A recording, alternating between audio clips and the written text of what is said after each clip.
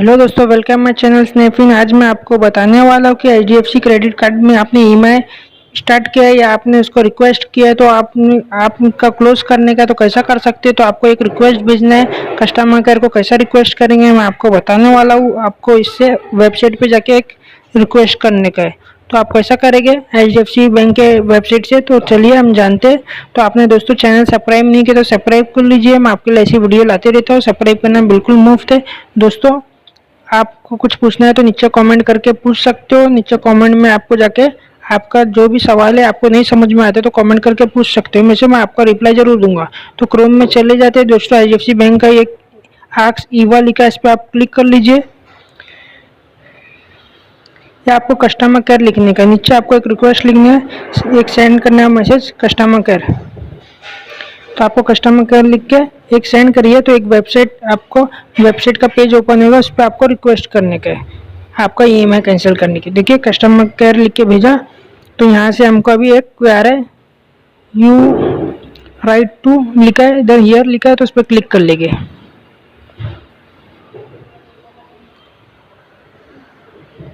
यहाँ हमको product select करने हैं, सेलेक्ट करने बोला तो क्रेडिट कार्ड को सेलेक्ट करेंगे। अभी सेकंड प्रोडक्ट सेलेक्ट करने हैं। सेकंड क्या हमारा क्वेरी रिलेटेड टू, हमारा कौन सा क्वेरी रिलेटेड टू किससे है तो उसके बारे में हमको एक कर लेने का। देखिए इधर आधार अपडेशन, चार्ज रिलेटेड, कोविड-19, नेट सेव, लोन। तो हमारा लोन है आपका, तो सेलेक्ट कर लीजिए।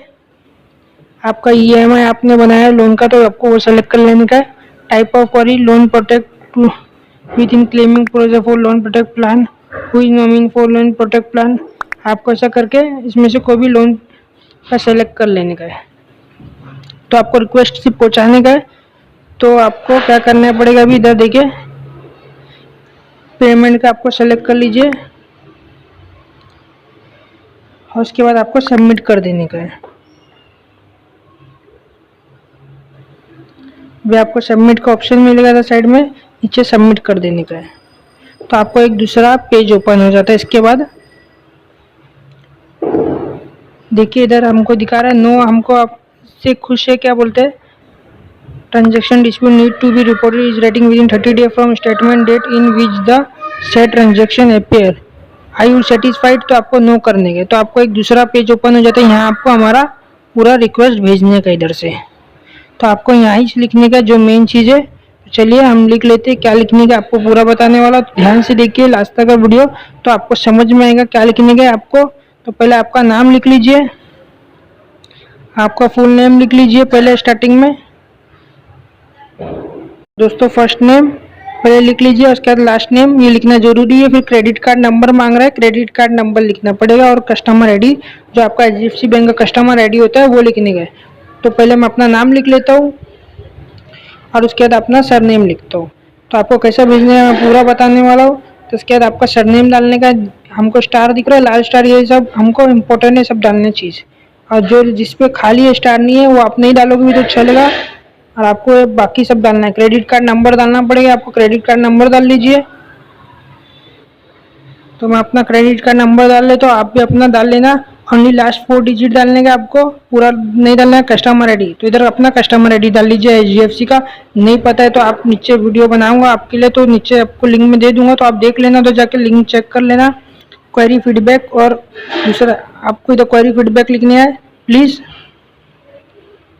कैंसल लिख लीजिए इतना पहले। माय क्रेडिट कार्ड ईएमआई, इतना आपको लिख लेने का है। और इसके बाद आपका ईमेल आईडी डालने का, जो रजिस्टर ईमेल आईडी वही डालने का, आपको दूसरा नहीं डालने का है। तो आपको वो नहीं आएगा, ईमेल नहीं आएगा। तो अपना रजिस्टर ईमेल जो आपने एचडीएफसी में रजिस्टर किया वो डाल लीजिए।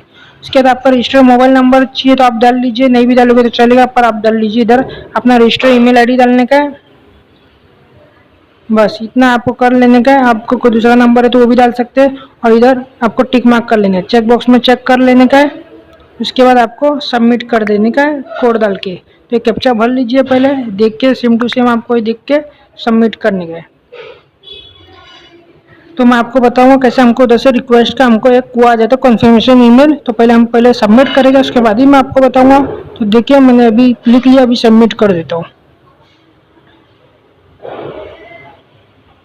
तो सबमिट करेंगे। Thank you for valuable time, you will be send system generated response element receive for your email with 9 digit reference number docket number alert to your email ID mention in the query form. तो हमको अभी एक email आएगा, उसके अंदर हमको docket number मिलेगा, मतलब रेफरेंस नंबर मिलेगा, उससे आप अपना फ्यूचर में आप कॉल भी आएगा तो आपको नंबर देने का, तो आपको जहाँ से आपने पूरा दिया है वो आपको बताना नहीं पड़ेगा, वहाँ हमको मालूम पड़ जाएगा।